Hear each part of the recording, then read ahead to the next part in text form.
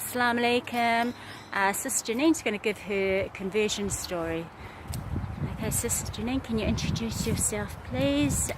Where you're from, how many children you have? Assalamu alaikum. I'm Janine. I was born in New Zealand. I left New Zealand when I was about 25. In those days, everybody did the OE, the overseas experience, find out what's really going on. And I ended up in Spain. And from there, I travelled to Morocco. Subhanallah. In those days, it was 1995. Never heard of Islam or Muslim.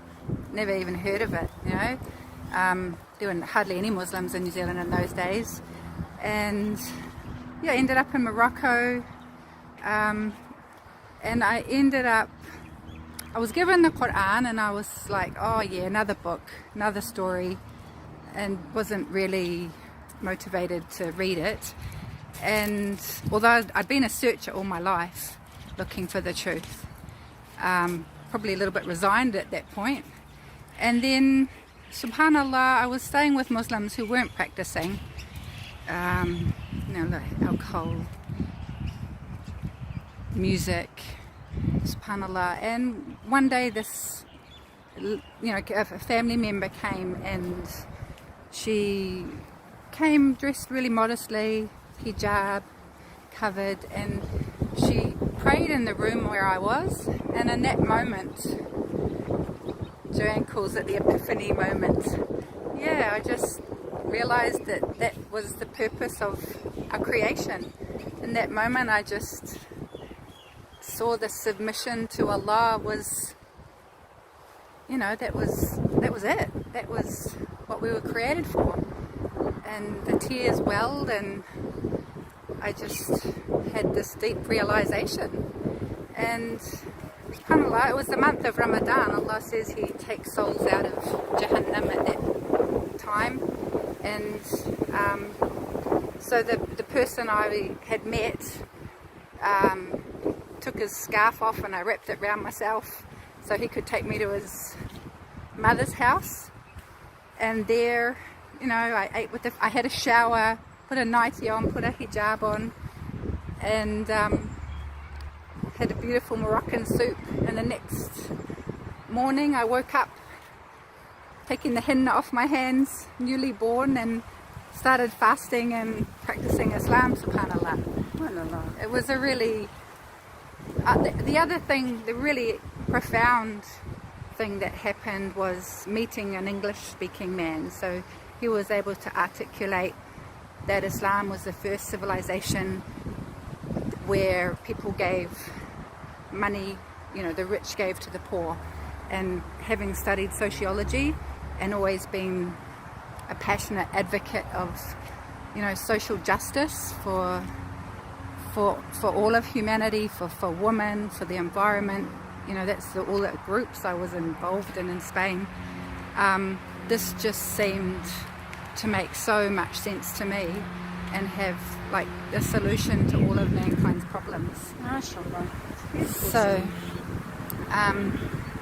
yeah, it was like, this is true, the sky is blue. And I did my shahada out the window for Allah alone to hear. And from there, yeah, just embraced Islam. It was so easy being in another country away from, all my old ties. There was nobody to like draw me back and invite me out, or, I was surrounded by Muslims. So it was an easy step. But then, I had this calling to go and tell my family about Islam.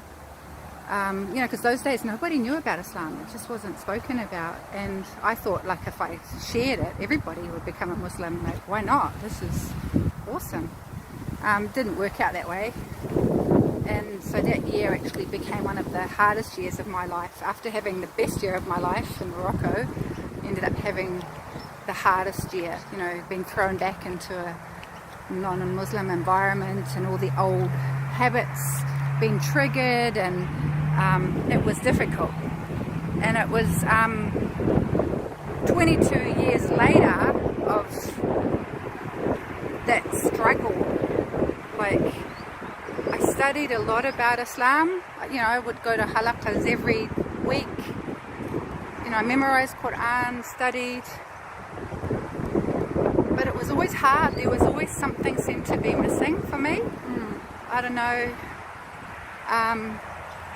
So yeah, 22 years later, I came across, you know, when I hit my worst, hardest moments, you know, with divorce and bringing up 8 children on my own. MashaAllah.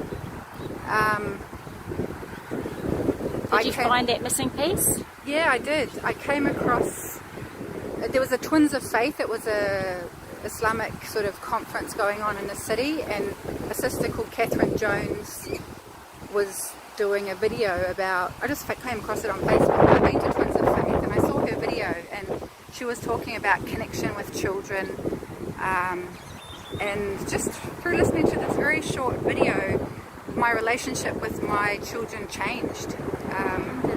Developed a deeper, more loving connection with my younger ones. So they're, you know, there's twins and they're boys, and they're quite boisterous, and having lost their dad, it was pretty hard. But I could see this hope and this new beautiful experience, and I ended up doing a peaceful parenting course with her. And through that discovery, through that learning, I saw that it had really nothing to do with my kids. It was all about me.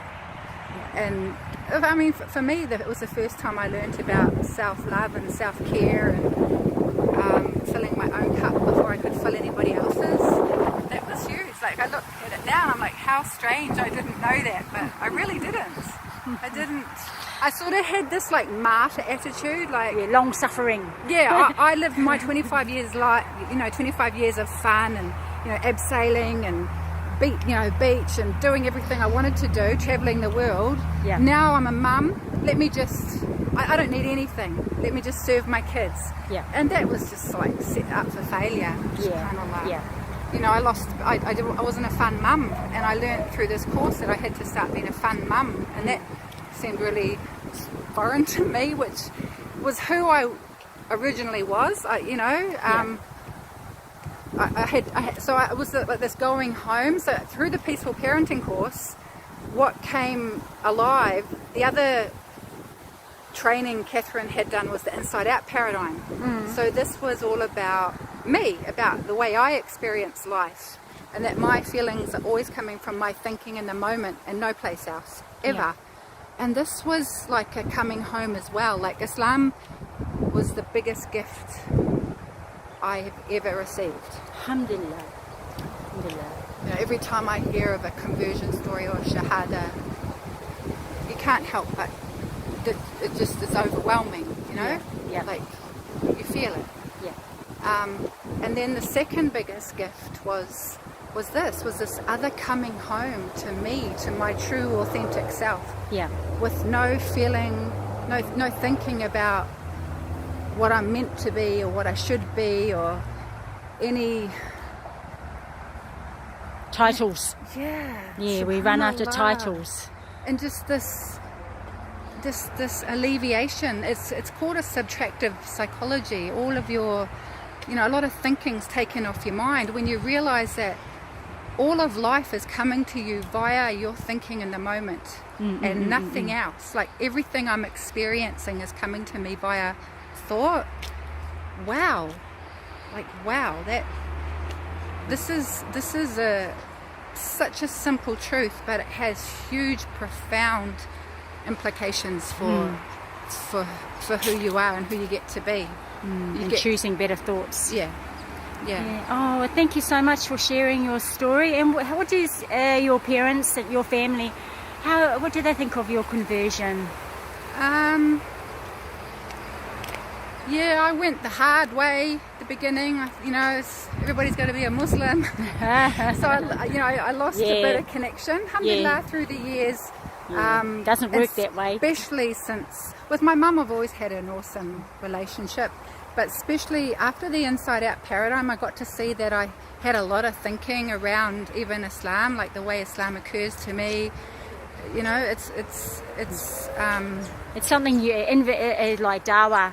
I was the same as you. I was trying to preach to everybody, and no, it doesn't work. No. Nobody wants it shoved down their throat. So it's an invitation, isn't it? It's just you just invite, you be yourself. Yeah. And actually, when you don't talk about it, that's when they ask questions. I found, alhamdulillah. Well, thank you so much for sharing your stories. Any other beautiful gems you want to share? Even this morning, that's something I was really discovering about, Islam's got set things that Allah's put for us to give us a better life, whether we understand it or we don't. And sometimes we in our rigid thinking, we'll give blanket advice, for ourselves or our family, or and really there's so much wisdom in Islam. Like, I'm learning about every situation, every context is different. Yes. And if you can only think of a harsh or a hard way of enjoining good and forbidding evil, it might not be the right way. There's all these other ways of ease and flexibility. Yes, that, true.